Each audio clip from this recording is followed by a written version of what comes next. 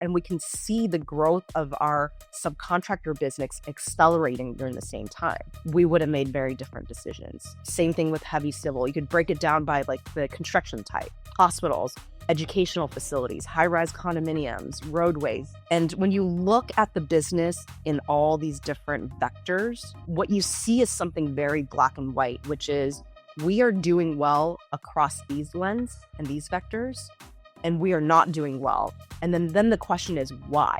And this is where humans have to be a part of the conversation, because there's all these tribal knowledge, and this is what AI can't replace, at least not yet. On this week's show, running it back with Tracy Young from TigerEye.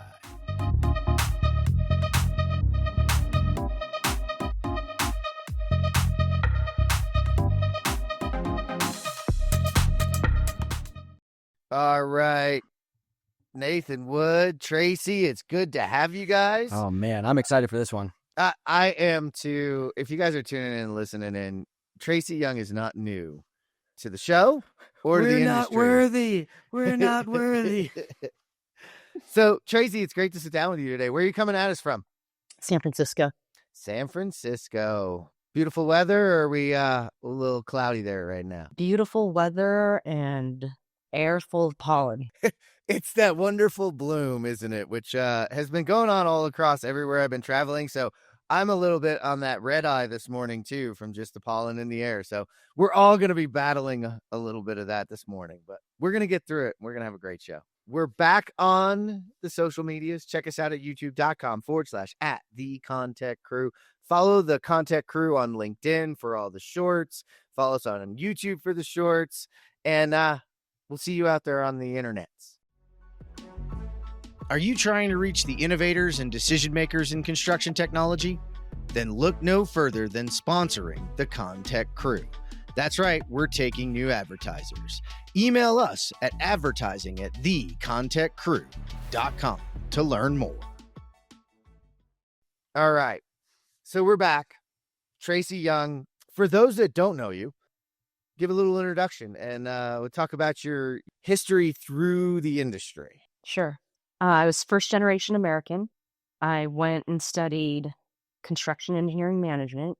I came out of university working on hospital projects in California, and we noticed a huge paper problem. This was 2008, 2009, 2010. Then Steve Jobs announces the first generation iPad, and my friends and I looked at it and we thought, man, this device looks perfect for construction. This would be the first time we could bring a fully powered computer out to the job site, and we can do basic things like, let's just look at our blueprints and our specifications on an iPad. And this is around 2010, 2011. We loaded up our blueprints onto whatever the reader was at the time, like Adobe Acrobat Air. And this box comes up and it says out of memory. And mind you, we're trying to load one sheet of blueprint. There's like 10,000 on the project I'm working on. So we were like, man, someone should build this software solution so we could use it in the field. And my co-founder, Ryan, was the one who had the audacity to say, like, we should be the ones who build it. And we convinced our very talented software engineering friends to quit their jobs and build PlanGrid with us. So that was where I cut my teeth in tech. We ran that company for nearly 10 years. I then had a hot second in venture capital and quickly realized it was not for me. And then I co-founded another company about 3 years ago called TigerEye. And TigerEye is modern business intelligence for go-to-market teams. I want to go back. Okay, first I want to dispel or find out if this is true.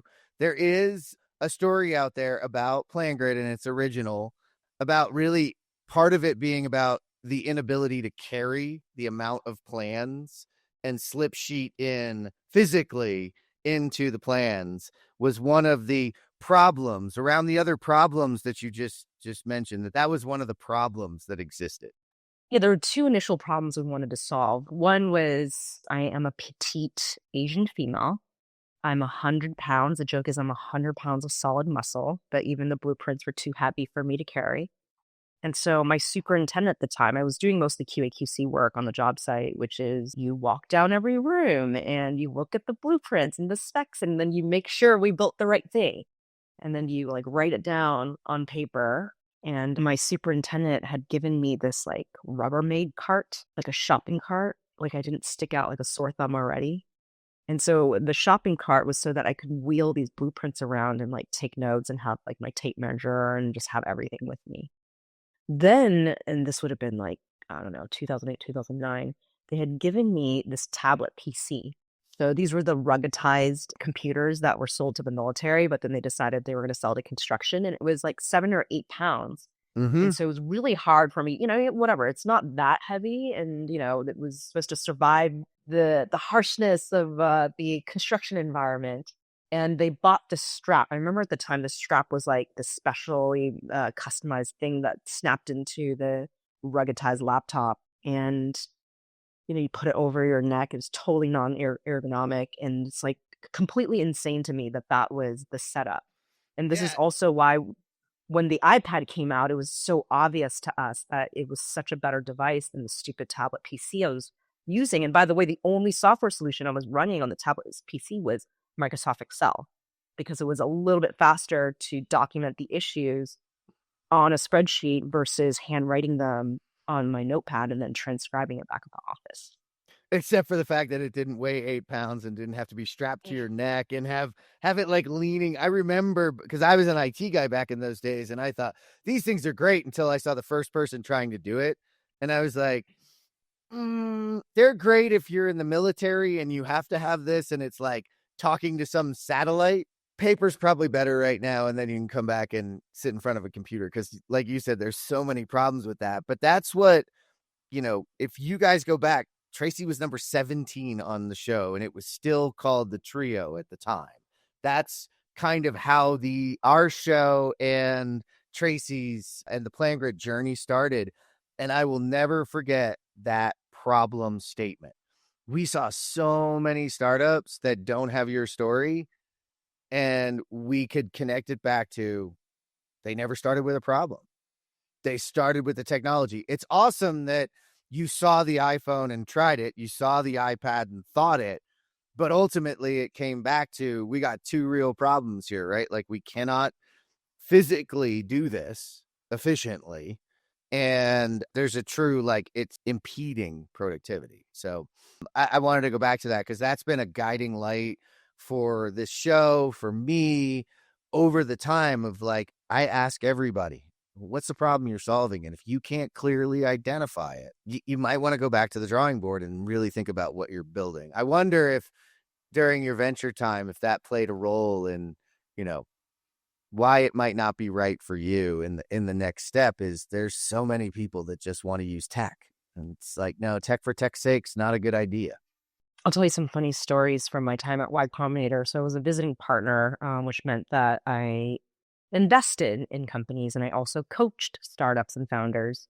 And Y Combinator is a completely different, like early stage venture capital firm in that it's almost like a university, and they do these batches. There's now 4 batches a year. At the time, there was only 2. But we would make, in the time I was there, we would make 80 investments with my partnership of 3 every 3 months. And then we would just help the founders as best as we can before they have this like big moment at demo day. And I can tell you that there's 2 things that I didn't like. Well, I'll start with what I did like. I really liked the teaching part of the job. I didn't like so much the investment part because there's no feedback cycle. Like in venture, you don't really understand if you did a good job or not for another 10 years. It's not like construction, right? Construction, every single day, you get feedback on whether you did a good job or not. You just walk out to the job site and then you can see progress or not see progress. Or maybe you see rework, which feels really bad, but you're going to get feedback on how well you're doing. And that is just how I'm programming, how I'm trained. And so the challenges with coaching startups is one, the like context switching. I could be in the same hour talking to a startup that's building some shopping service in APAC region, and then some other company that's building fintech in Latam. Like, what the hell do I know about that? And then maybe an enterprise software company that I'm so excited about because that's actually my domain and like I can help here. And then maybe some consumer thing that I have no care about. So that was the problem, was I didn't really care about other people's ideas. Out of 80 companies, maybe I truly loved 5 of the companies and the products there. And the other 75 is like, I don't know. Seems cool. Seems like there's a big market here. And that's exactly the wrong type of attitude to have in venture. You have to be super curious and love all ideas because this is the future being built. When I feel like being idea driven, idealistic in the VC world might not necessarily be the best business strategy either, right? Like it's that's why founders are founders, entrepreneurs are entrepreneurs, and VCs are VCs, because I think they need each other, right? And the more I've learned as an outsider watching this of that dance and that relationship between the two, you start to learn over time. It's like, yeah, either you're one or the other, and it's kind of embracing that. I don't know if you agree or disagree with that. That's just kind of as an outsider looking in. Yeah, I see that too. So I'm interested. You go through that, and now you're on to a new venture. I'm guessing in here, just from looking at it and doing some research and kind of understanding, that there's a problem statement behind this one. So talk about how you decided to leave and go back out on your own and build something new. So Ralph and I, who's the co-founder of TigerEye also, he's also the co-founder of PlanGrid. We're a husband and wife team. We left Autodesk in March 2020. Like, this was the retirement month, right? We had sold PlanGrid. We had put in our time to integrate PlanGrid into Autodesk. And we had planned this vacation with our kids and the grandparents, and we were going to go. And then we walk ourselves into a worldwide shelter in place. And what that gave us was just a lot of time to dissect every moment of PlanGrid and what we did right and what we did wrong. And the funny thing about doing that for weeks on end is that it really motivated us to try again, strangely enough. That it's like, man, if we knew what we knew, we would just be in a much better place, right? Because by this point, I've had 10 years of experience as a CEO. I started PlanGrid when I was 25 years old. I didn't know anything about business. Neither did Rob, neither did my co-founders. We were just all engineers. We just wanted to build something cool that we could use. So we really talked about what would have moved the needle at PlanGrid, because it took us 10 years to learn business, right? We didn't know what net dollar retention was, not until like year 7, when my CFO sat us down and it's like, you need to understand this, Tracy. It's not just about the problem. It's not just about product and the customer. You also have to care about unit economics and the profitability of a company. And I feel like I learned all of that too late, mostly because I wasn't super interested in business. I was really interested in building a great product, and I still am. And, TigerEye is the product that would have just up-leveled us so much out of the box. We just, on day one, had we had TigerEye, I really believe that PlanGrid would be a standalone company today. But had you not been that project engineer going through those struggles at RNS, PlanGrid would not have existed. And so it's like each time it's like you're solving your own problem, right? Where it's like recognizing, oh yeah, like this is how I did it wrong. Now let's build something that's going to help ease that for others that are going through that same struggle. And I think, yeah, like not losing sight of that as the North Star, right? Like there is all the profitability, all the everything. So they're right, but you're also right too, right? If we lose sight of the problem and focus too much on metrics or measurements that may be not even the right metrics, who knows, right? Like we're just kind of sometimes guessing at this stuff. So yeah, I'm curious within Tiger, like how much that stuff is predefined, exploratory, like how flexible is the tool as I'm seeing, it's obviously around dashboarding, better understanding your business within go-to-market. But yeah, like I guess, how are you balancing that whole flexibility versus trying to, push what worked for you? Yeah, it's a really good question. So there is 3 core parts to TigerEye. One is a conversational AI analyst. This allows you it gives you a chat box. You can ask it sales, marketing, and finance questions, and it gives you ad hoc responses like in seconds. Then there is one-click dashboards, and this is very attractive for startups. A lot of construction tech startups are actually running their business with our one-click dashboards. These are out-of-the-box modules of a very opinionated way of looking at your business. But all of the common stuff, like everyone should care about churn. Everyone should care about adding the numbers right. Everyone should understand their pipeline and funnel. And these are just out-of-the-box views that you can turn on as soon as TigerEye makes the connection. The third way we help our customers is the ability to create custom dashboards in seconds, not weeks, not months. And it doesn't require a data team. It doesn't require me as CEO of PlanGrid to go over to my data engineers, like PhDs in data science. It's like, can you please stop what you're doing? This is a finance question or a sales question we can't answer today. I need you to stop what you're doing and make a new data model. Oh, and by the way, here's a finance person and here's a sales ops person, and they need to teach you basic business math and where the fields are getting stored. And like, you guys are going to go sit in a room and figure this out. And then what would happen is 2 or 3 weeks later, I would get these like heat maps and charts back and like, I don't know, spreadsheets back. And I'm staring at it. It's like, I don't even know why I asked you for this, because it's been 3 weeks and my mind has moved on to 50 other things. I actually have new questions now. These are the things I'm curious about. The leadership team is curious about. Can you now go figure this out? But part of that is, without having seen what they developed, it wouldn't have formed those new questions in your head, right? So like, yes, probably there was some value maybe recording that last one and having some AI transcribed notes of like, what did we talk about before? But I think to your point, I see from a design standpoint that we shouldn't devalue iteration as waste, that there is something to seeing something that somebody spent some time on and going a completely different direction from it, because just seeing it had an impact, right? I mean, I don't know. Do you agree, disagree? As from a design side, I feel like I make that argument to a lot of engineers that we do need to actually embrace. Like as the GC and me, I'm actually taking kind of the architect's hat a little bit on this of like, no, actually, sometimes we do need to do that. Where do you stand? Yeah, I think the challenge, all data is of course good, and it should teach you something, if you stare at it hard enough and really understand the holistic view of your business. The challenge is when you want to get curious and you're just stifled.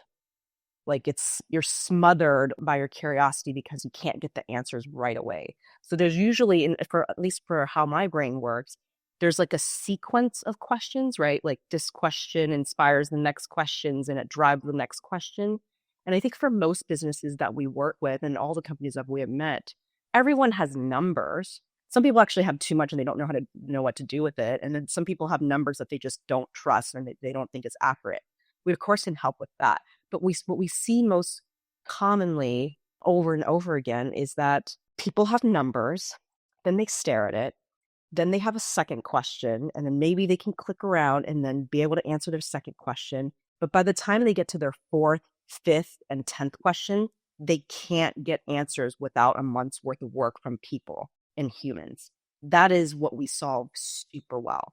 You get your third, fourth, and fifth question, you just ask TigerEye and we give you the answer back. And this is what AI is really, really good at. And it's a beautiful use case of AI, that there's just certain types of jobs like munging numbers on spreadsheets for weeks on end. That's humans, honestly, all the time that my team has munged numbers on spreadsheets, like, are you sure you didn't have like a few cells that are wrong?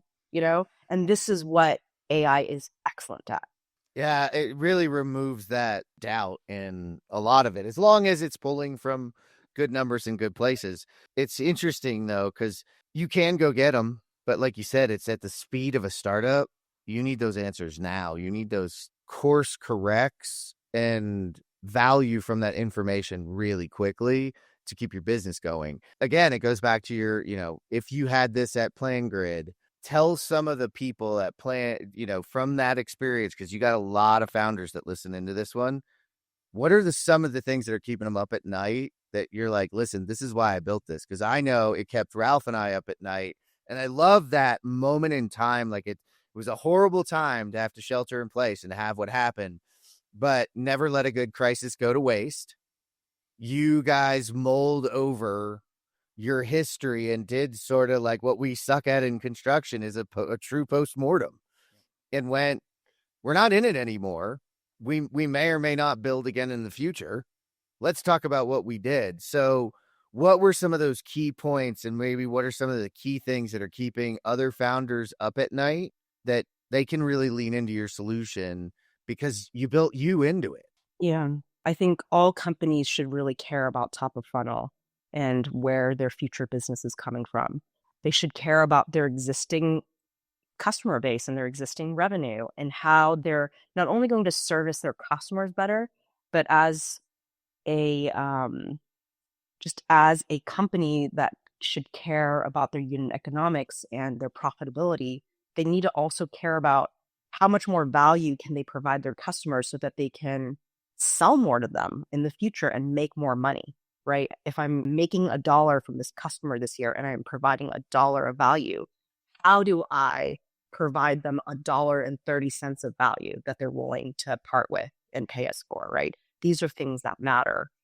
At PlanGrid, what happened to us was we had this really nice guy, this sales leader, who was more of like a cult leader. He had his buddies in sales, and he recruited a bunch of them to our company, and that was fine. And except that he wasn't very data driven.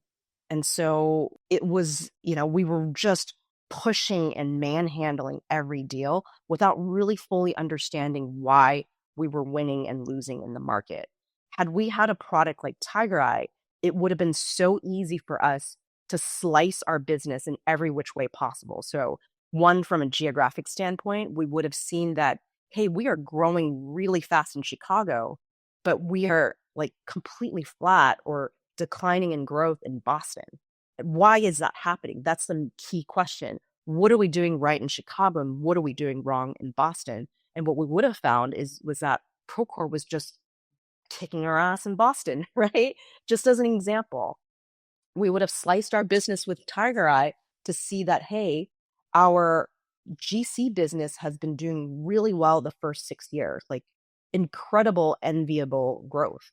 Except by year 7, we see our GC business still growing and we're making money, right? And we're providing a lot of value to our customers, but it's also shrinking in growth. Why is that happening? We would have made different decisions at that time had we understood that, right? That would have been an early warning detection. Same thing with subcontractors. If we looked at our subcontractor business, and we can break that down even further by like framers and drywallers and structural guys and like plumbers and, et cetera, and we can see the growth of our subcontractor business accelerating during the same time, we would have made very different decisions. Same thing with heavy civil. You could break it down by like the construction type: hospitals, educational facilities, high-rise condominiums, roadways. And when you look at the business in all these different vectors, what you see is something very black and white, which is we are doing well across these lens and these vectors, and we are not doing well. And then the question is why? And this is where humans have to be a part of the conversation, because there's all these tribal knowledge, and this is what AI can't replace, at least not yet. And then it's about, all right, so what are we going to do in Boston? Are we going to make a bigger investment and fight harder and get PlanGrid into more contractors' hands in Boston, as an example? These were the conversations we were not having. We were just looking at top line growth, the basic numbers, right? It's like, did we grow 100% year over year this year? And what we would have seen is it really only came from 5 regions. San Francisco Bay Area was one of them, because that's where we were based out of it. Yeah, and where you had your biggest presence and people were connected.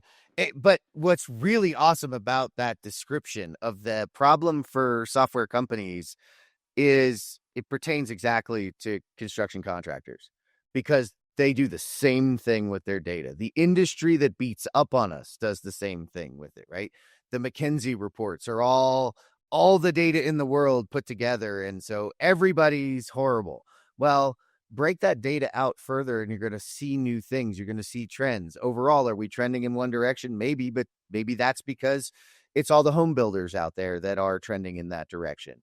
If you're looking at your contracting business and it's top line growing, great, but where are you losing and eroding margins? And where can you ask those same questions? You're just talking about asking those questions in the software world, but I think it's probably tied back to your history and understanding the difference between a healthcare project and a laboratory sciences project and a horizontal roadway project. Like, they're so different, and they all deserve their whys. They all deserve that question and the visibility. I think it had to be really hard looking back at, the trajectory you had at PlanGrid and knowing it was really steep and enviable by all the other startups out there, but it could have been better.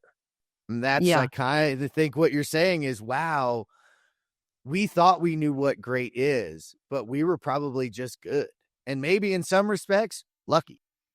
Yeah. And we didn't apply this scientific way of looking at our business until we had, honestly, our third generation of RevOps coming to the building. We finally got a good strategic leader in the building. And this guy, just like master's from Stanford and had worked at Solar City and Tesla and just really thought about just businesses in a certain way. And he taught me a lot about sales, actually. And in a lot of ways, he was an inspiration for this company. Because then it was like when he started showing me PlanGrid's business, I remember looking at the team, my executive team was like, why haven't we looked at the business this way? Like, I hired you because you have been running businesses way longer than me. You were supposed to teach me this, right? Had we been looking at our business that way, year 2, year 3, year 4, I would have made a lot different decisions in those years that would have gave us a chance at competing. That's a critical component to any business and any growth, especially in those early days. Making, as a larger company, making those tweaks is important, but it's going to take a little bit longer, a longer tail to see what's going to happen. Your early stage, and this is early stage trade contractor, early stage GC, anything, the early tweaks are the most important little tweaks because they actually work. I'm driving a small boat and I turn a little bit, that trajectory of where I'm going changes dramatically. I'm driving a big boat and I do it, it's going to take a long time. So it's really critical for all stages to know this. It doesn't mean it's not critical for the largest groups to look at this, right? Because it's still a bunch of insights to the data. I mean, that's truly too what it is, right? It's removing the mystery and the crappy data and giving you some insights. Yeah, and that's also what we help with.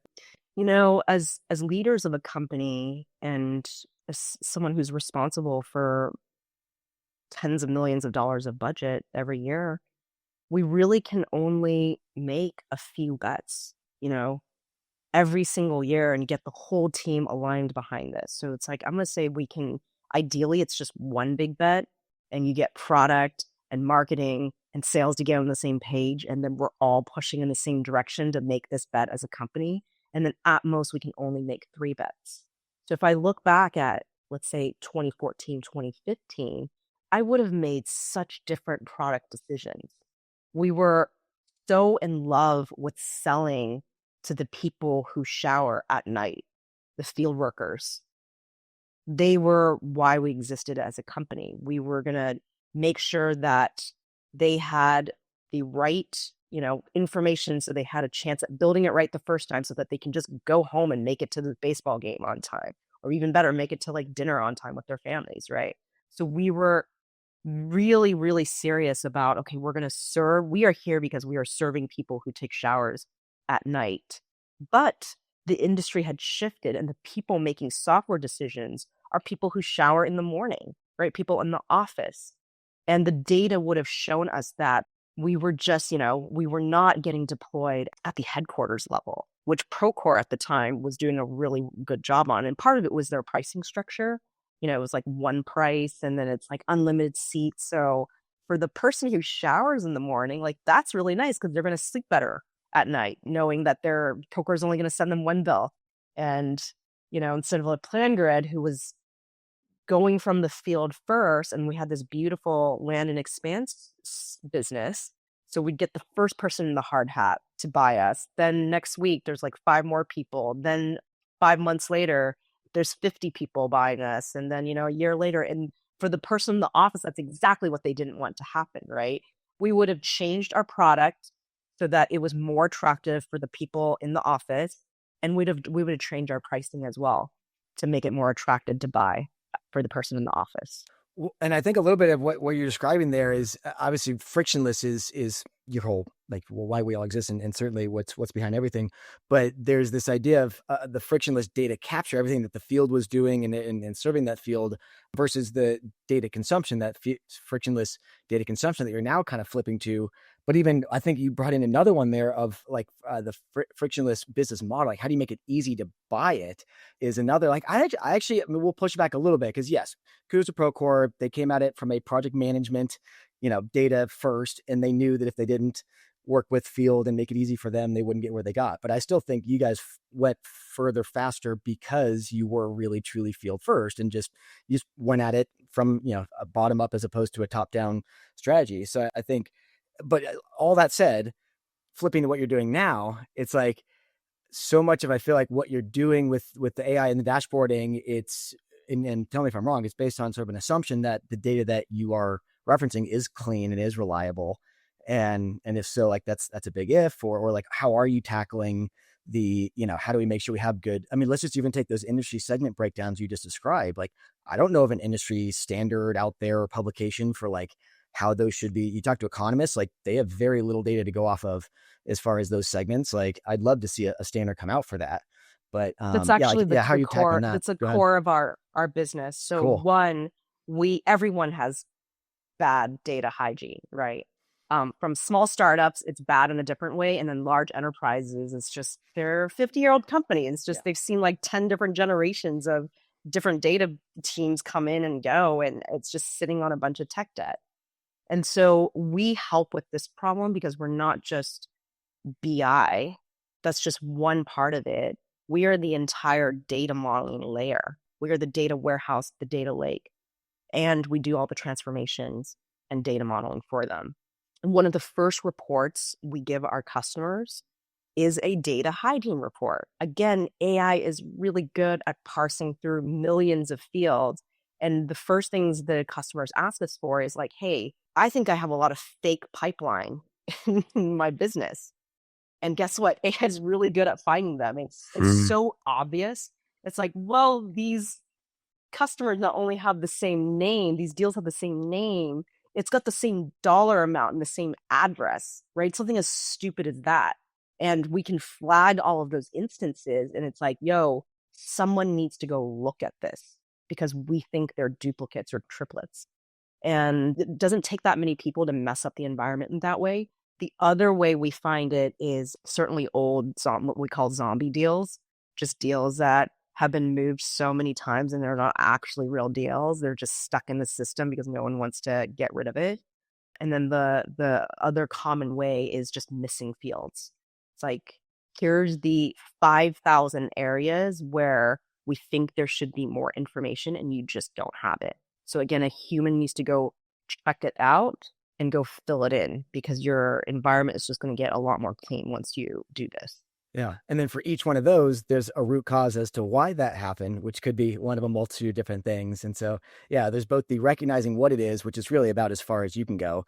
And then it's the customer to kind of do that root cause of understanding, okay, what within our systems and protocols and standard operating procedures allowed that to slip through so that it doesn't happen in the future. Because it's a yes and, right? It's about identifying where bad data came from.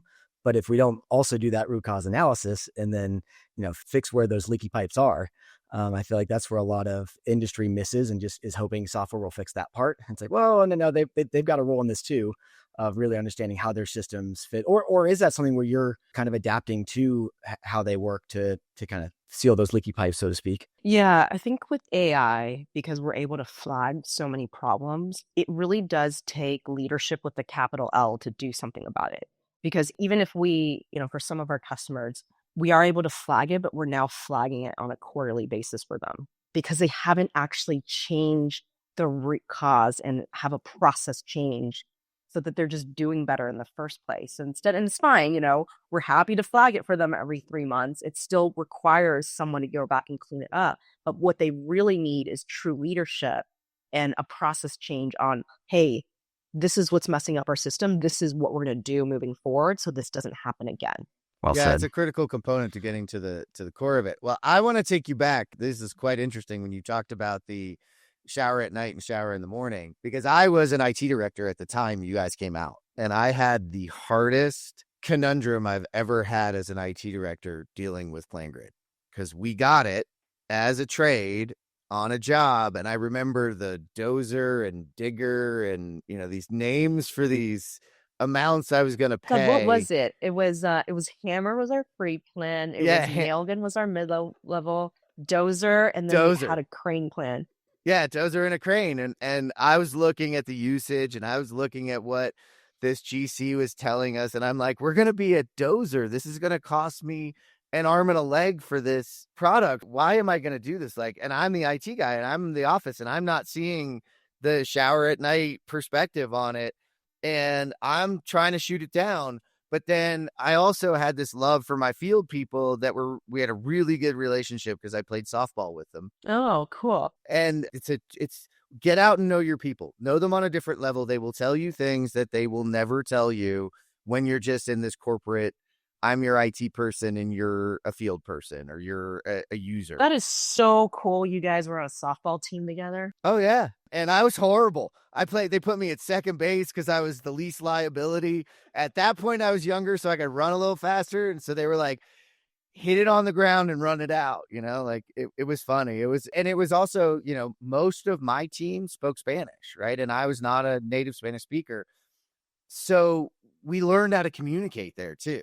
We learned not to be afraid of it either, because we were, having a cocktail together and, looking at me getting thrown out and, whatever, like, we're human.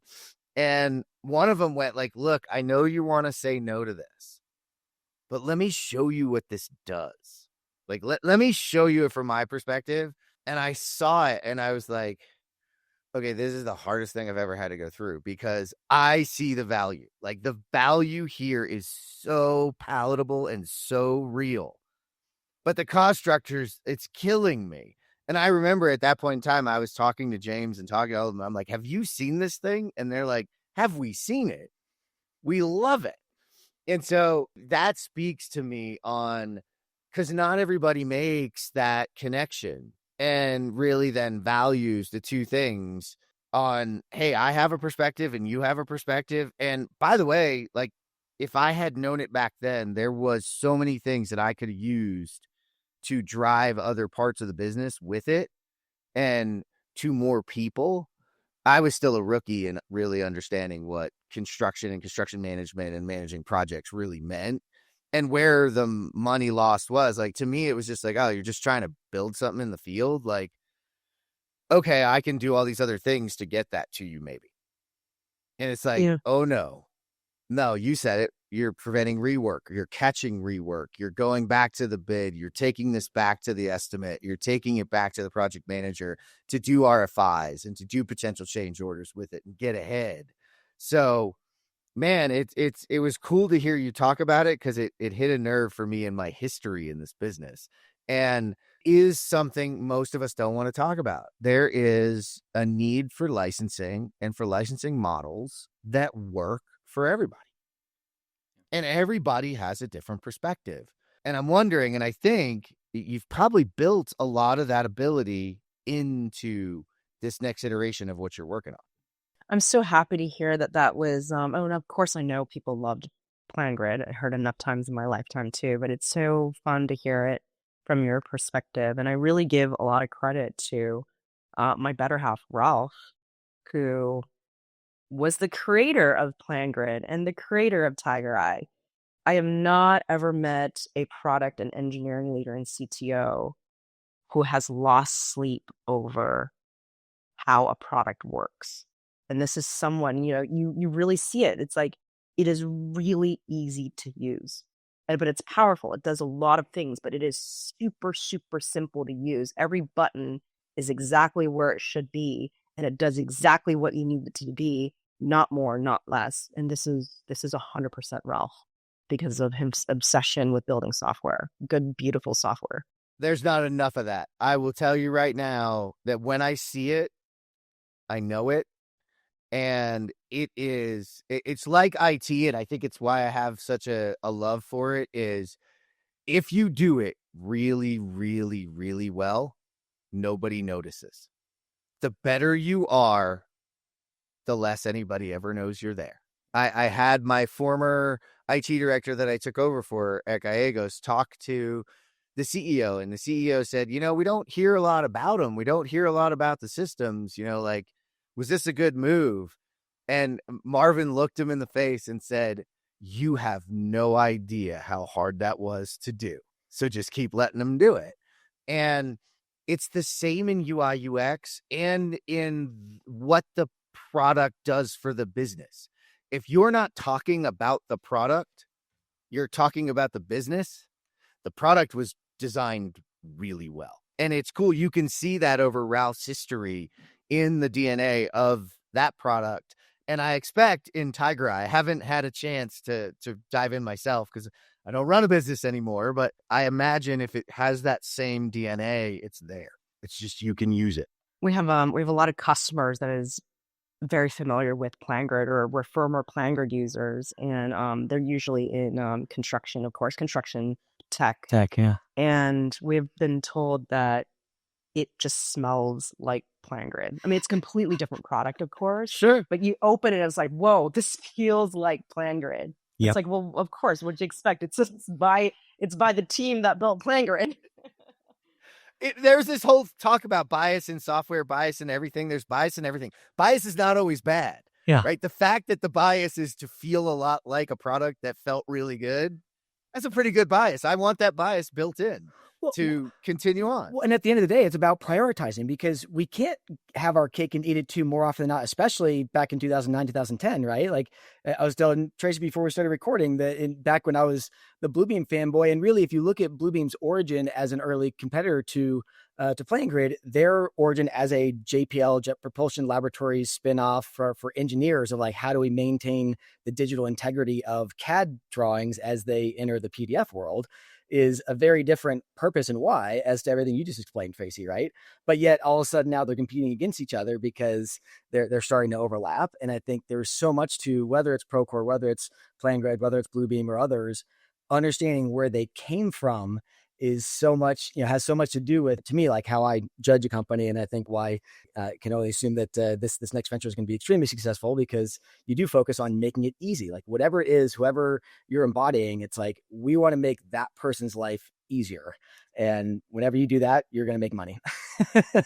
It's so funny to hear Bluebeam, because I loved using Bluebeam when I was in construction. This was prior to PlanGrid, of course. And even today, after all these years of being in construction software, and now in a different way, right? Because we are helping construction software companies, like they were running their business off of TigerEye. So we still have a lot of connection in that way. But I never considered Bluebeam our competitor. So it's funny to hear that way, because I think back at all our customers, and I think they were using both. Like we just coexisted. Well, and from an IT perspective, yes, ultimately that's what everybody ended up doing. But I'm sure, Jeff, there are a lot of IT folks out there. They're like, no, you choose one, because they didn't understand. They looked at it and go, oh, they're both drawing management tools that are a project cost. I don't know, Jeff, what I would have completely done it that way. Until that conversation around this is what it does, and sitting with then estimator and what we would consider a detailer in the masonry world, and seeing, no, this is what I do with Bluebeam, and this is how I do takeoffs with it, and this is how I do these things with it, and I do our detailing for our shop and for, all of this work. There's no way PlanGrid can't do that. And it's like, but how do we connect it? And at that time, like, field for Bluebeam wasn't a strong point, right? It was not a thing to really get it to the point where it was, on an iPad and on an iPhone, and that was what was happening. So there was a synergy for the two. But if I hadn't sat down and had that conversation, yeah, I would have fallen on one or the other. I would have told you use this or use that. I just found myself in the middle.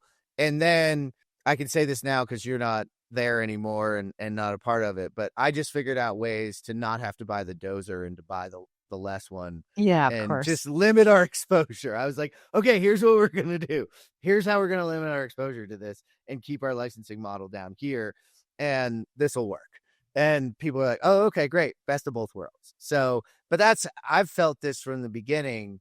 There's really never going to be one ring to rule them all. They're all going to have things that have to go into their processes that are going to be better for it, right?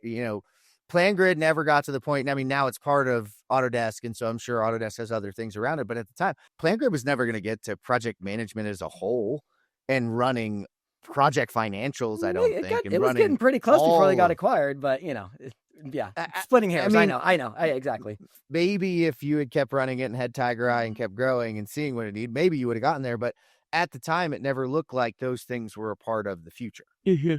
So I think there's an ecosystem here where everybody has to be able to fit in. And I think that's part of, and this is where I want you to kind of take it, is like, for people out there, and you're not, I mean, which parts of the systems you're actually integrating their data from other systems that they're using to do sales funnels, marketing funnels, that kind of stuff, right? Yeah. So we could connect directly to a data lake like Snowflake or Databricks, or we can direct connect. And this is usually the preference for our customers because they actually don't trust what's piping in or how it's modeled. We connect directly to their CRM system, their ERP, sometimes their marketing automation, and then whatever other data sources that are related. And then we go in and we do all of the ETL data modeling work. Then there's the calibration because we have to get this part right. We've got to understand how they're counting up the beans, and everyone counts up their beans a little bit differently, but we can catch it in the first 2 weeks. We just need to sit with someone who's an administrator on their side.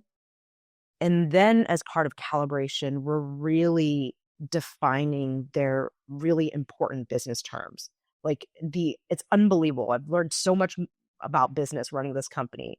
There is like 50 different ways to define win rate, and probably more as we continue to grow the company. You think that it's so simple. It's like, oh, just take, the number of people you talk to and then the number of deals you won and just like division. No, that is not the case. Some people, for example, will be like, okay, if the deal is less than $5,000, we're just going to exclude it. It's just not going to even be part of the equation. We're like, what? Seriously? All right, whatever. That's like your thing. And so we'll go in and we'll define their very specific customer metric so that when they ask about something like, hey, what's my win rate for EMEA? What is my churn for this team? We're pulling up their definition. And this is really important, I think, with all enterprise AI companies is for personally, I wouldn't buy anything that has a black box. AI is moving too fast. It's answering questions too fast. And there's also a hallucination factor. You can't, this is how you're running your business, this is how you're making decisions. You can't trust something that hallucinates. It's very scary. So what we do at TigerEye is we show you exactly the math that is, calculating every single number. We show you exactly the fields that it's pulling from. And a lot of the times it's by their own definition. And then, the query that, because we're like, our AI is a business programming AI.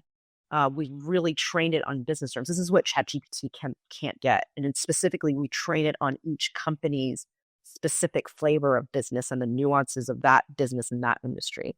Yeah, it's customized to how they run their business, how they define their business, and how they do their business, because every business does it all different. This is the cool part about construction being a snowflake. Everybody's a snowflake. That's the way it is.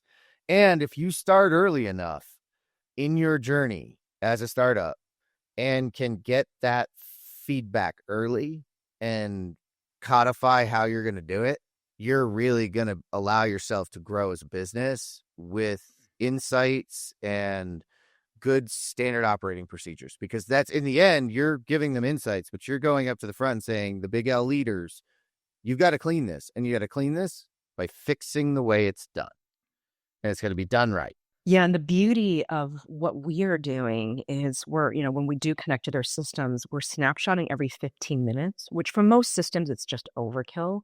But with this much data, what we get to do is use actually old school AI, simulation theory, and just machine learning, the old machine learning, not LLMs. Yeah, the old AI. We get to use that to help them because we get to see like a person's behavior over time, and we get to understand customer behavior over time.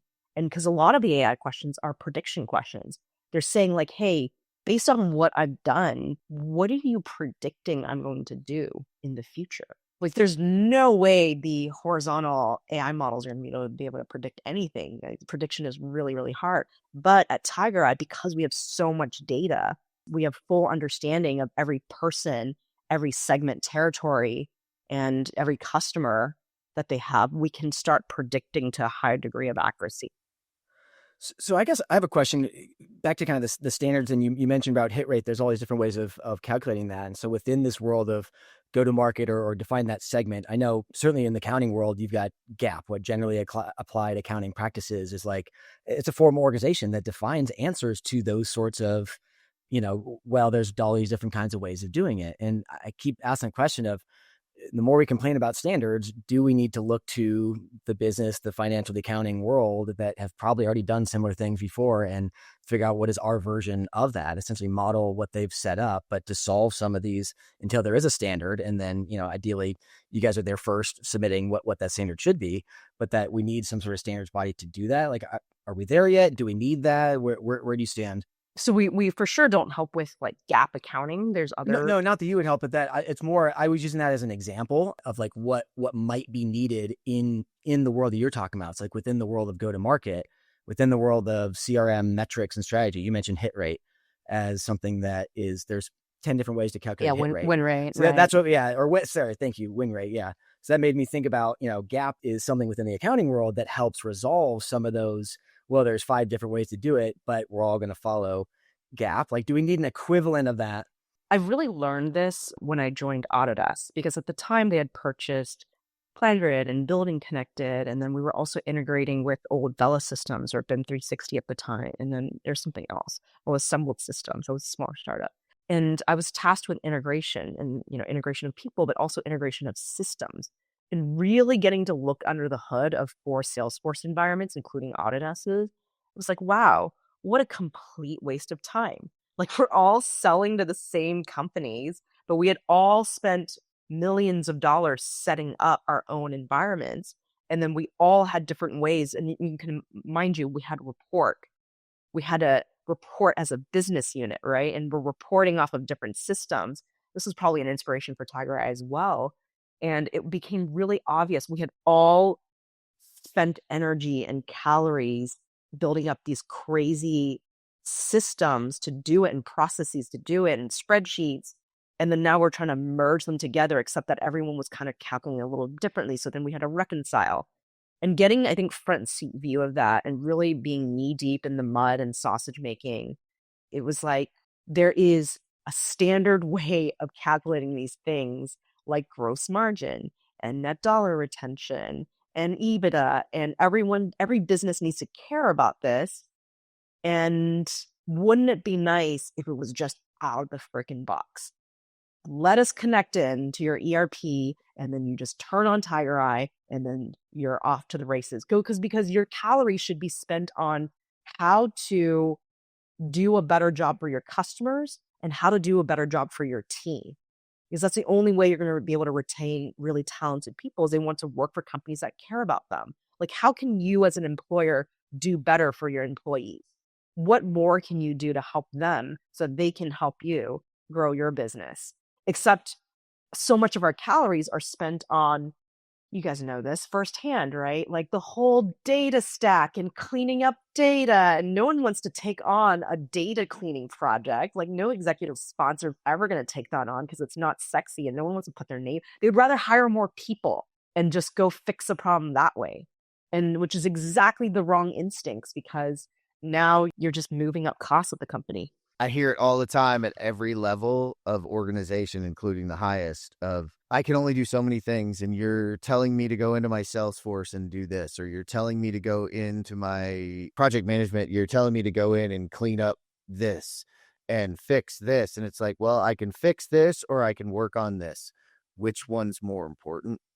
And that's us not servicing our customers as leaders, which is the people that are doing the work, and making it frictionless to go do that work. And by doing more for them, I mean, that's the Southwest, right, approach, like, or it was, it's give all the power to the people at the customers so they can make the customers happy, because happy customers means repeat customers. And those are the most powerful thing you can have. So Well, listen, this has been awesome. I've been excited that I finally got to sit down myself with you, and it's so cool to see you running it back and taking your learning and those big problem statements and moving them into another area. And I'm really excited to see TigerEye grow. Thanks first for sitting down, and then let people know where they can go learn a little bit more. www.TigerEye, like the animal and your eyeballs, TigerEye, like the stone.com. And Tracy, thank you so much. It's been awesome to watch your career and trajectory, and thanks for all the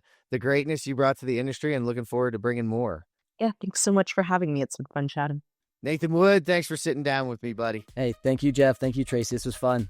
And thank you for tuning in today to geek out for our interview with Tracy Young. To read all our news stories, learn more about our guests, and to listen to this show, visit thecontechcrew.com. This is the ConTech Crew signing out. Until next time, enjoy the ride and geek out.